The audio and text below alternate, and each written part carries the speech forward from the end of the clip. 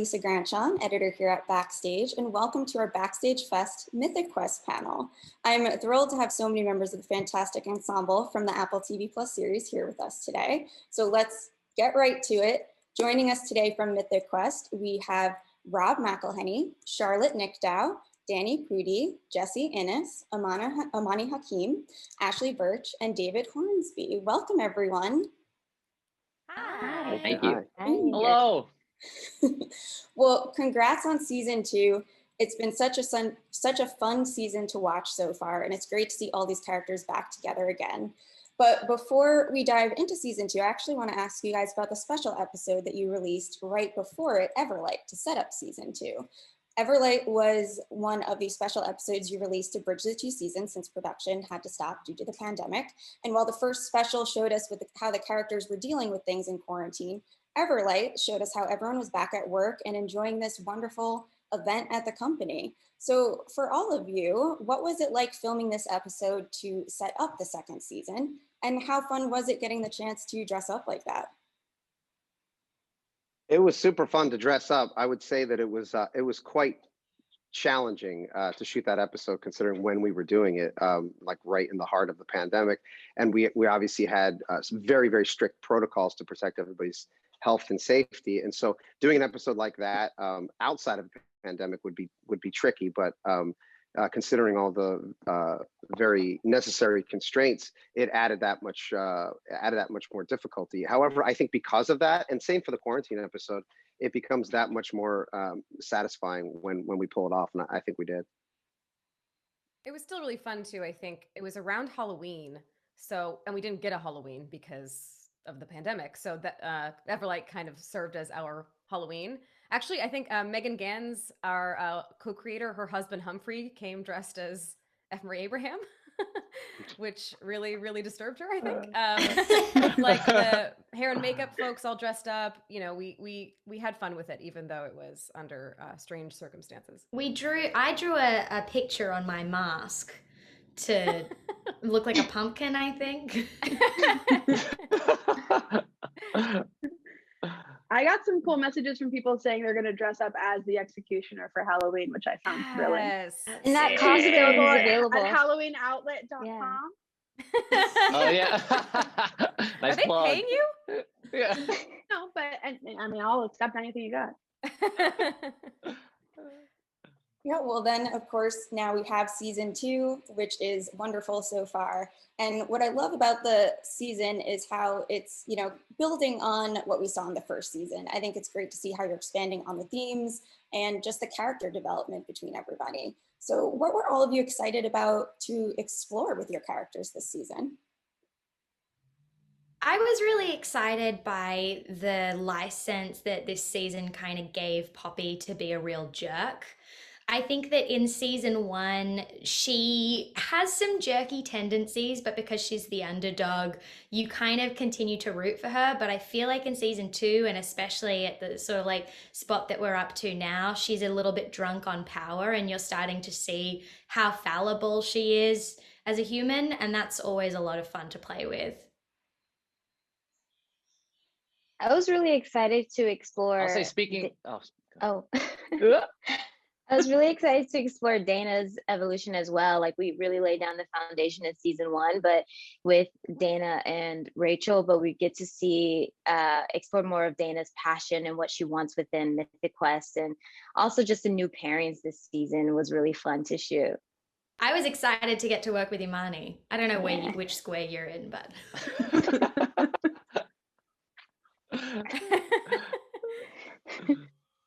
Danny, what were you going to say?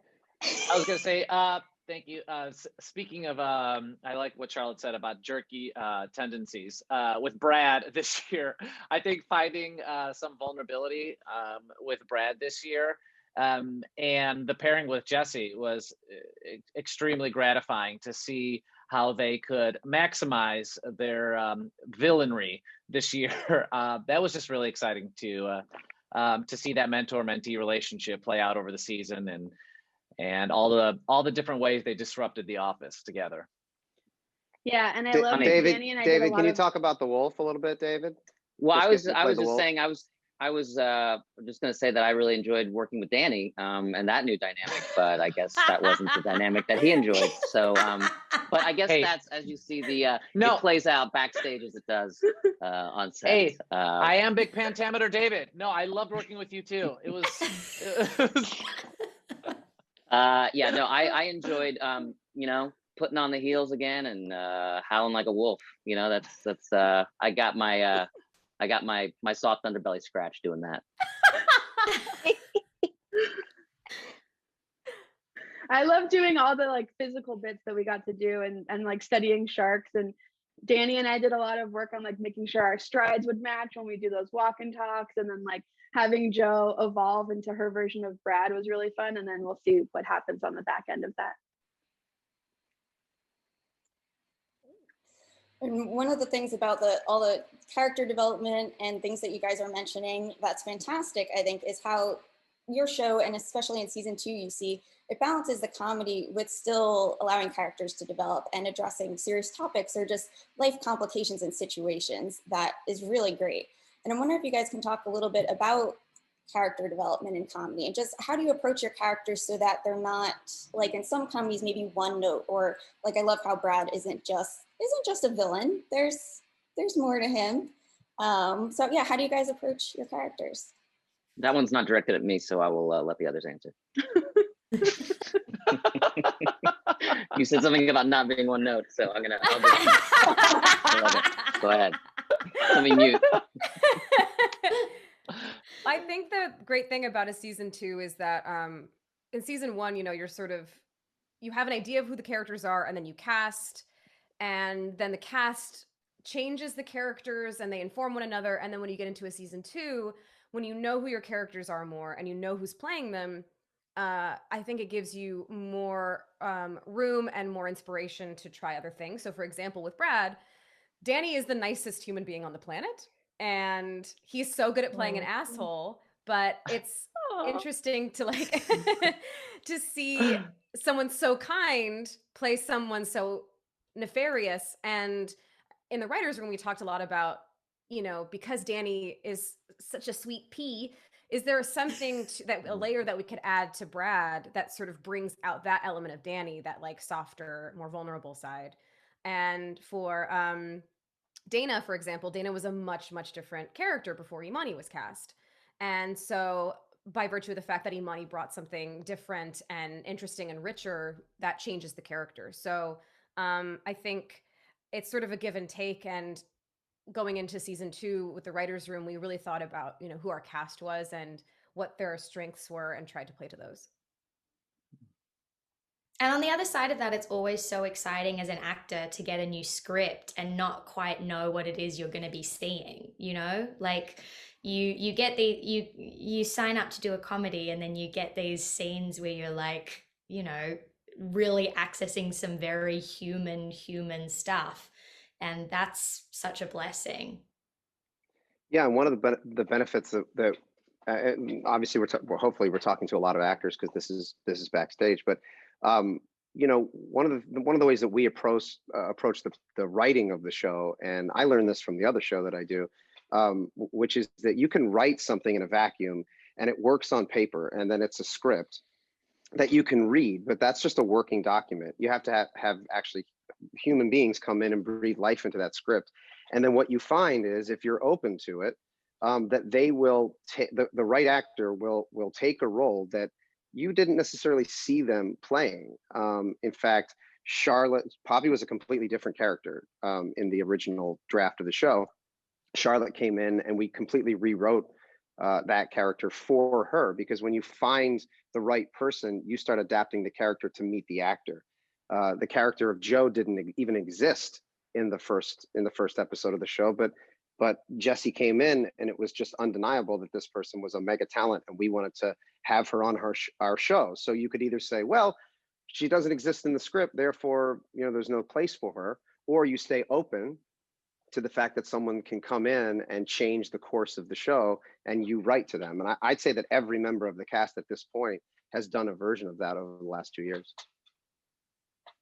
Yeah, and then from like the actor's point of view, like in the pilot episode, I think I had like maybe I don't remember how many lines, but I remember taking the lines that I had and trying to like use them like clues to build out a character, because I needed a character. And so like the first clue I had was, I can get you heads, not real heads. And I was like, great, I can attach so much meaning to this line and who she is, where she comes from, and what kind of head she's talking about. And I think having so much like backstory that no one's ever going to hear about really helps enrich the character itself. And when you go to set, you have so much to draw from.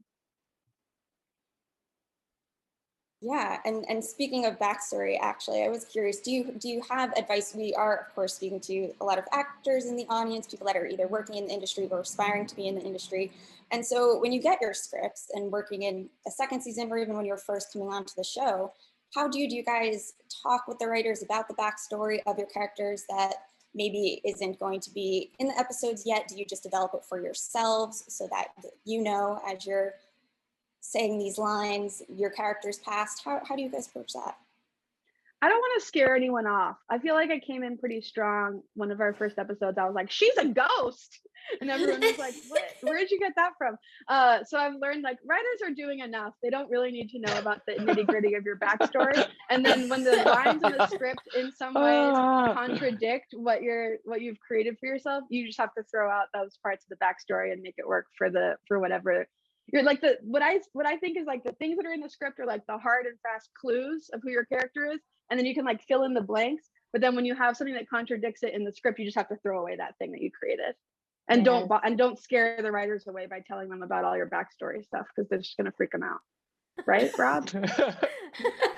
with Dana this season, it was really great because as Ashley mentioned earlier, Dana was a totally different character when I was first cast. So this season, it was really nice to have really open dialogue with both Rob and Megan about how to continue to flesh out this character and discover new things. So of course you're doing your own work on your own as an actor, creating your backstory, but also just like, even though this is a half-hour comedy drama, you're still able to like flesh out those key moments of intentions and writers' intentions and character development. So it's really nice to like be on a show that's collaborative. So you can combine your work that you're doing at home with the writers as you're shooting the show. Yeah, and for those of you that are writers as well as actors on the series, what is it like balancing those two roles? And do you have any tips for anyone who's interested in working both on camera and behind the scenes? It was intimidating at first going into the season 2 writer's room, because I definitely had a self-consciousness of like, I don't want to talk about Rachel too much because I'm a writer for the show, not for this character. But then at the same time, actually I think I was talking to Charlotte about this, and Charlotte said something like, but you are the best person to advocate for this character because you're playing her. And so I think that is sort of the understanding, is that in a writer's room anyway, you need to understand that there's a balance between, you know, what the room needs and what your ideas are, and you need to not steamroll anyone or make the room about you. But at the same time, if you are portraying a character on the show, I think there is even an expectation of like, well, if Ashley's playing Rachel, then Ashley is thinking about Rachel. So if there's a gap here or there's something that needs to be developed, then it makes the most sense that I would be the person looking out for that. So I think there's probably some management of like, all right, I know that I'm doing more than just writing for this character, but also with the understanding that like, it's my responsibility as well as a writer and performer to make sure that I'm taking care of this character and making sure that she is being developed and has an arc just like any other character on the show. I think I'll speak that being a writer and actor on the show, I think it does make you a bit, like what Ashley said, it's a defender of your own character. Clearly, I've lost several times in that, but I think also when you have, like what Rob said, you have the idea of what it can be. Someone comes in and does it maybe differently or their own interpretation, and you're always wrestling with what you basically have to be open to letting it sort of breathe, right? So that's what the fun, I think, for all of us is in production, is that you get to see what someone brings to it.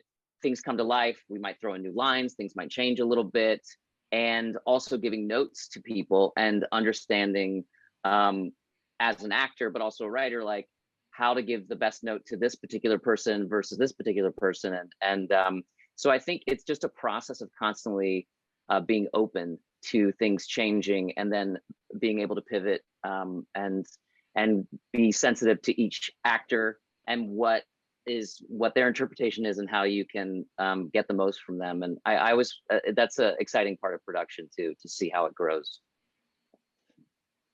Yeah, and to all the actors that are listening, I mean, you hear this a lot about writers, where they're encouraged to take a writing, or to take an acting class or acting classes, just because you want to understand as a writer how actors approach the roles, and then in terms of practicality, how you can speak with them as you're directing or writing, or you're on set and you're all collaborating. I would actually say it works the other way around too. I think that all actors should try writing. Because you can. It doesn't mean if that's what you should be making your vocation. If you don't want to write, or if you don't want to run your own show, or tell your story on the page, you want to tell your story through characters, that's of course fine. But I would say that it's at least a worthy endeavor to try to learn the process and understand from a writer's perspective how to approach scene work, how to approach character, and how to approach an overall narrative. It can only make you a better actor. Well, we do have some questions coming in from people in the audience watching that I want to try to get in here, as we still have a little bit of time left. So from Maisie, she'd like to know, how much of yourself did you put into your characters? Nothing. I'll say that a lot of Poppy's physicality comes from my body. Like, not obviously in the literal sense, but also like... You mean your goofy dances? Yeah, this is all me. Yeah, this is very Charlotte. And when you fall, yeah, people are like, that seems big. I'm like, that's how I fall.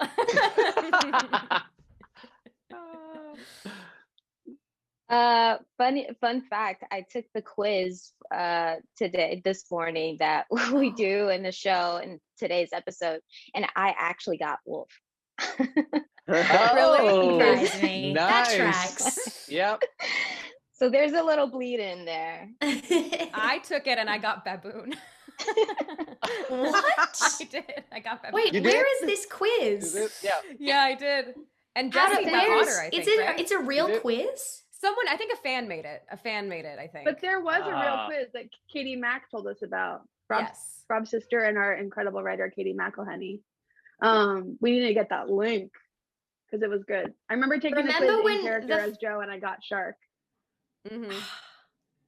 So good. Remember what? I was gonna tell a story and then I was like, this isn't relevant. Just hanging out. I got excited. Yeah. So you thought what was relevant was just an awkward pause. Yes, I stand by it. Great. Well, Sophia in the audience would also like to know, how do you guys manage the comedic timing with the drama in the show? Acting.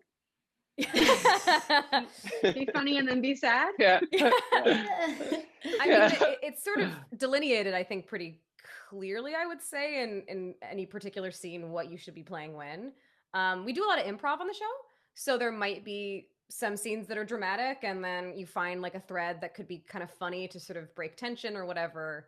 But I don't think anyone's really like going into dramatic scenes being like, hey, I got a joke for you. We're kind of pretty clear on it. Well, maybe that. Wait. How do I turn this video off?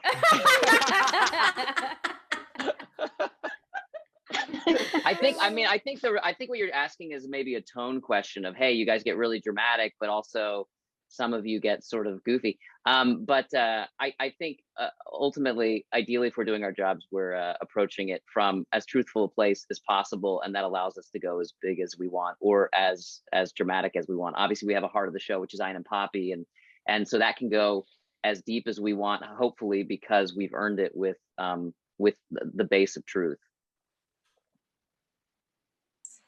And so, well said. Did you go to Carnegie Mellon to study acting? I The did. My answer is yes. diploma is. Hold on, you got it. I don't think it's gonna fit in the frame. I've had it blown up. Well, we are coming towards the end of the panel, but I want to ask you guys one more question. It's not been helpful at all. So to kind of touch on everything you guys have been talking about, the craft and just acting, I'm curious, is there a piece of advice that you would offer to our audience that is something you wish you had known starting out, that you would want people to keep in mind as they embark on their careers? It's not a competition. Throw that away. That's such a waste of your energy. I think no one goes into an audition and does a good job if they're thinking about the people in the waiting room. And also, you don't know, you might not get the part that you're auditioning for. They might create a character for you, and then you're acting alongside all the people in the waiting room. And it would suck if you had like created some weird version of them in your head where you have to like, Rob, who's the ice skater who got hit in the knee? Who got hit was Nancy Kerrigan, but Tanya Harding was the one that was wrapped up in the. Yeah, Jeff Galooly was the actual. Sorry, but yeah, if you're coming at it with who are those old people, their names, then you're not going to do a good job when you actually get to be around those people. And be yourself. Don't water yourself down. Just be yourself. Bring yourself into the room. Bring yourself into the character. Just be yourself. I feel like I saw that advice, like so many actors that I admire giving that advice before I got this job. And I was like, yeah, I guess I'll try to like do what I do best. But it wasn't, I think, until I don't know what headspace I was in when I came into audition for this show, but I definitely was like, I can only do the best version of this that I can do. And I'm not going to try to do someone else's best version of it because they'll be able to do it better. And now I wish I could go back earlier in my life and be like, seriously, that advice that you keep hearing from actors that you love, it's totally true.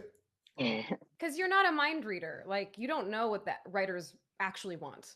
And so to guess is pointless because, like happened a lot on our show, a lot of the actors that got cast were surprising. Like Jessie or Imani or Charlotte or Danny, anyone that got cast, really. It was not like, we're going to set out to cast these specific people. They brought something that was surprising, and then the show pivoted to fit them. So trying to guess what the writers are looking for is a zero-sum game because you're not going to be able to guess. So the best thing you can do is just do your best interpretation. I would say this is always an opportunity for me to espouse the same thing I've been saying for a long time, but I think it's just important to keep reiterating, especially to people. Hopefully, I don't know how many people are watching right now, but they're either in the business or aspiring to be in the business. There's no secret formula. There's nobody that's going to be discovered. It just doesn't happen. Go do it yourself. You have right now in your pocket, and you're looking at it right now, better equipment than we had to make Sunny season 12. That's legit. The cameras you have in your phone, the editing software, you have it. You have all of the tools you need to make your own thing and tell your own story. So find your friends who write, workshop things, just work scenes, just go and make your own thing. There's never been a greater time in the history of the entertainment industry than right now. So don't wait, do it now.